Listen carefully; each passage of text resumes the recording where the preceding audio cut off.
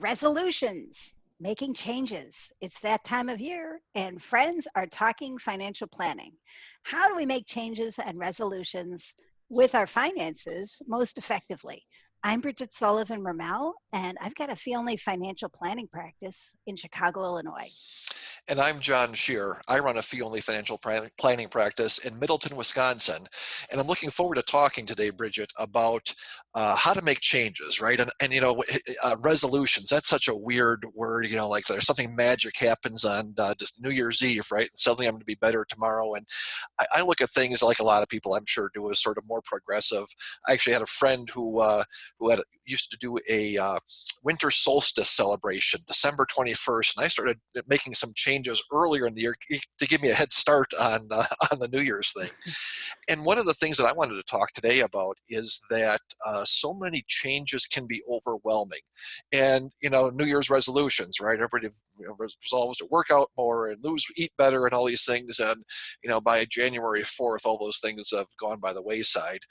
And I think a similar thing happens with a lot of folks as they talk about their financial goals. And especially when new clients come in to talk to you and I that, oh, we're going to make all these sweeping changes. I'm going to, start saving 25% of my income and stop spending some and stop eating out, doing all these things. And you've got these great big like home run swings, and it works for a little while. And it's just so overwhelming because I like to say to clients that a lot of the things that we need to do to be financially successful are simple, but they're not easy, right? It's not complicated, but man, it's not easy to do.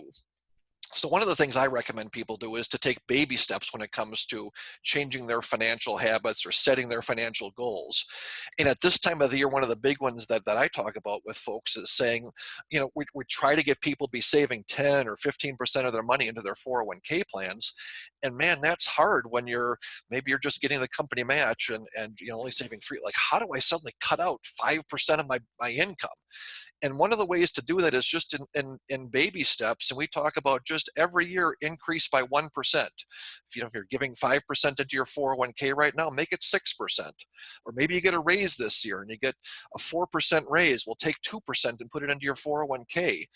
And it's one of these things that it's not sweeping, right? It's not these grand things, but it's that sort of, what's the Chinese water torture sort of thing, right? Like dripping, the dripping, the dripping, the dripping. And that's how the Grand Canyon got carved out, right? Like that sort of just that slow, consistent. And I really think that there's of course some evidence and research that says consistency builds strength. And if you can do something consistently, whether it's putting just an extra 1% into your 401k, or if you're a coffee person and maybe, going out for coffee 4 times a week instead of 5, those little itty bitty things, it doesn't feel like much, but that's the stuff that really future success is built on. And so I try to get momentum or encourage people to get momentum in their changes that they want to make in their lives. Yeah, that makes a lot of sense, John. And when I definitely can be subject to overwhelm when I'm thinking about like all the things that I could possibly do. And how do you suggest people narrow down what they want to do? Like, so there's like, I am such a flawed person. I have so many things that I could improve. Yeah, what would you say? Like, don't tell me what I'm going to prove, but I don't want your advice. Dr. Freud is in the house. I'll fix you here. But yeah, well, how do you suggest that people narrow it down? Well, It's good. just to be most effective. Yeah. I'll tell you how I do it, but I'm also interested in how you think about this too. So I'm going to throw this back at you just as a warning on that. That when I look at, so what I'm talking about here when I think about these things are behavior type things, meaning changing the behavior and the things that you do on a daily basis are really significant in the long-term picture. And so that's where I talk about, saving a little bit of extra money, or budgeting is one where people say, oh, I'm going to keep track of every cent I spend. And I go, man, that is a big ticket to do that.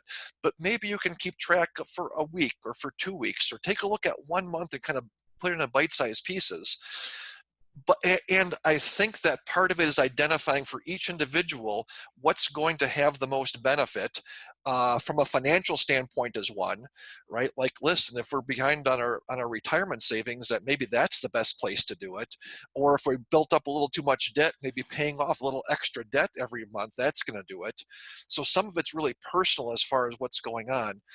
And then the other side of it is also, as I think about making changes, is if there are big ticket things like one-time things that are going to make a swing in in their financial lives, like saving up to buy a car that's coming up, or certain other things. Like there can be other things that are sort of one time that maybe we need to do some triage and think about what's your really big goal for the year, and then think perhaps a little bit differently about those day-to-day, like exercise and eating and those financial habits that are just those little Yeah. things that build up over time. So maybe there's actually two separate things.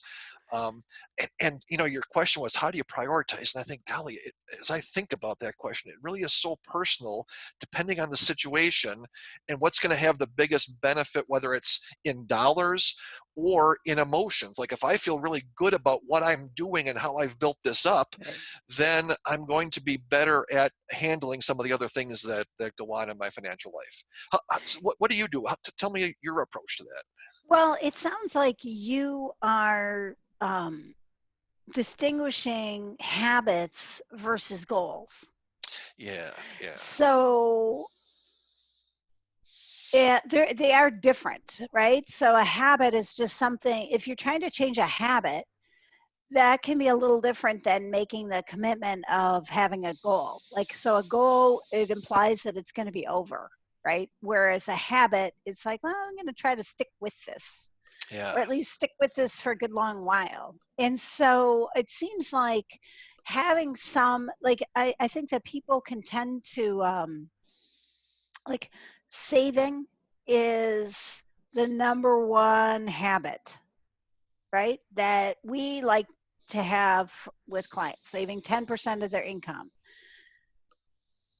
And the number two habit is probably having some grasp on what you spend. So if I get, like, the goal that I like to have people have before retirement is like, I've got some idea about how much you spend. Okay, like how much I spend a year. I have some control over that, because think about it. Once you're retired, you're not bringing any money in anymore from your regular sources. And so knowing how much you are going to spend helps a lot, right?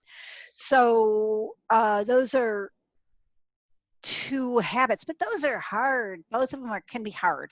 Like Hmm. you said, with a habit like a spending, or like a savings goal, like breaking it down. And that's how I started saving myself. It was bit by bit, like increase it by 2%, increase it by 2%. Not, okay, all of a sudden I'm going to start saving a lot, and so I would say with savings, the saving, okay, I got to have the savings habit. I'm going to start one bit at a time. And same with having your spending kind of under control. Okay, I'm going to cut off these credit cards and see what happens. Like, see how what's life like then. Yeah. Um, those would be two major things that a lot of people need to tackle. It's interesting as you talk about habits versus goals. And of course, those are two different things. And yet, in my mind, I don't often think about those as different things. And because maybe the habits are what lead to the goals, right? To have a certain amount of money, and whether it's health or money or it's the goal is not, it's not like it's done when you when you pay off your debt, right? Or you save it's part of the process. Like by getting there, and as I'm thinking about, like, okay, how am I thinking about this? How do I talk with clients about it? It's, yes, we want to have this much liquidity for, have enough liquidity. And yes, we want to get to retirement, have enough money for retirement. And yes, we want to have those debts paid off. But it's those habits that get there. It's, to set that goal and go, I'm going to do this. And you can put your nose to the grindstone. But if after you get your debt paid off, you go right back into debt, that doesn't do you any good. Right. So maybe it's really what I'm talking about is that, is that goals or resolutions aren't, maybe my approach is more that it shouldn't be this finite thing, but it is that it's those habits and those actions that really influence that. I Well, never really considered that before. I, I actually think the goals can help you with getting confidence that you can have this as a habit. But I have Yeah. seen that somebody has a goal of paying off their credit cards and then they rack up the credit card after they pay off Yeah. their first credit card, which I mean, I think that that was actually more of a sign of compulsive spending, which is like a whole different problem than normal behavior. Like it's kind of a outside of normal behavior. So most people spend off their credit cards and then they stop, Yeah. and so but I also say that savings is a habit to start before you pay off your credit cards, like because it's just like you work you don't start working your biceps only after you have worked your quads. Yeah. Right. You Right. start them at the same time. It's just a Right. muscle. So and it's all about becoming more conscious of your money. It's interesting. One of the things I'm going to take away from our conversation here is that as I talk with people about changing habits, my own habits, that a goal is not some ending point, but it's a benchmark, right? Like, okay, Right, you need to celebrate some of the successes that you have with doing these things, right? Like right. it's simple, but it's not easy. And to have something to reach for, but then to not think about that as the end of the line. That's the next stepping point for moving forward from that. Could you talk? I'm interested in sort of more granular for how you think about it, Bridget, is like one of my key examples, increase your 401k contributions 1% a year. Anybody can do that. Increasing it by 10% in 1 year, that really is a bummer. Do you have any tricks or any things that you do for clients or yourself, even as you talk about taking some of those actions to reach your goals, making some of those changes? I try to prioritize the highest impact items. So it's going to help me more to save an extra 1% of my income than to cut out my Starbucks. So I'm going to figure out how to do that without cutting out like how to get the equilibrium without cutting out the thing that I really want. And so Hmm. everybody has some items that they really don't want to give up. And so the best thing is to not pick on that. Like, it's the golf game or the haircut and now, haircuts are questionable, right?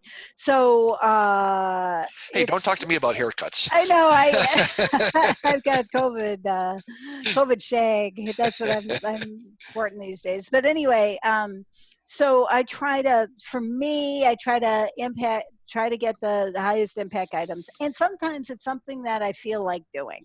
So Yeah. I will say like, okay, of these different changes that I could make, what do I feel like doing? Like what has some energy around it? Because as I go along in life, I realize that having some energy around things really helps. So That's that's what I would interesting say. as you say so often you and I have things that we say in different ways, but the same thing. And as you talked about, I was hearing that as the low hanging fruit, right? Right, Like the stuff that you're going to be able to do. And that's what I mean when I say make little changes, right? Don't cut right, out all your Starbucks if that's your thing, right? But right. make a little change in that. And it's got to be something that you want to do, right? Having something that you do gives you momentum for doing those other things and gives you some of that strength and some of that power. And I'll tell you, even it seems what I heard you say, save 1%. I say that, save 1%. It seems like nothing. And it reminds me of a book that a friend of ours, Burt Whitehead, wrote, where he talks about when you put toothpaste in the commercials, right? Like that big blob of toothpaste that goes on to the thing, and you go, okay, Right. everybody knows you don't need that. And so he actually took a tube of toothpaste and measured out how many of those great big blobs come out of a tube and what the price was per. And so, well, listen, if you teach your kids just to take half that, right? It's toothpaste. How much toothpaste you put in your toothbrush how much meaning can that have? How much value? And he extrapolated that over a lifetime of taking that money and putting it into an investment, and it came out, and the number is in the six figures, like Yeah. $100,000 by managing your toothpaste intake. And if that Right. makes a difference, then yeah, how many times you go to Starbucks, or how often you go out for lunch, or 1% of your savings, those little tiny things do add up over time. And if you can do it in a way, as you said, as you said, about things that you want to do, things that are easy to do, Right. things that will make an impact. You don't have to change your world in order to make a difference, but doing something is really the key. And I guess maybe that's, if I circle back on one of my takeaways from this, is that doing something, taking some action, really has some power. And as I said before, one of the things I'm going to take from this is setting a goal as a benchmark to measure, progress on that. That's really important too, to match up the habits with some achievements and not have either one of them take precedence. Right, right. You kind of need both, because you don't want to be in the situation where it all ends, that like all your savings ends the day that you reach some goal. Yeah. So for viewers, I think to find one thing, if you can find one little thing that, and it doesn't have to be a big thing for right now, that's my homework for people, is take a little thing that you think can be improved just a little bit around the edges, and that you're willing to do and you could see yourself doing for, for 30 to 30 or 60 days, and then set a goal for where you want to get with that. I think that can really be helpful as we think about this time of making changes and resolutions and that sort of thing. Sounds great, John. We also like to also bring in the the Alliance of Comprehensive Planners, or ACP. Again, it's Alliance of Comprehensive Planners, and you can find them at AC planners. Yep. acplanners.org. Yeah. And I think that's it for this time. Thanks, John. All right. Thanks, Bridget.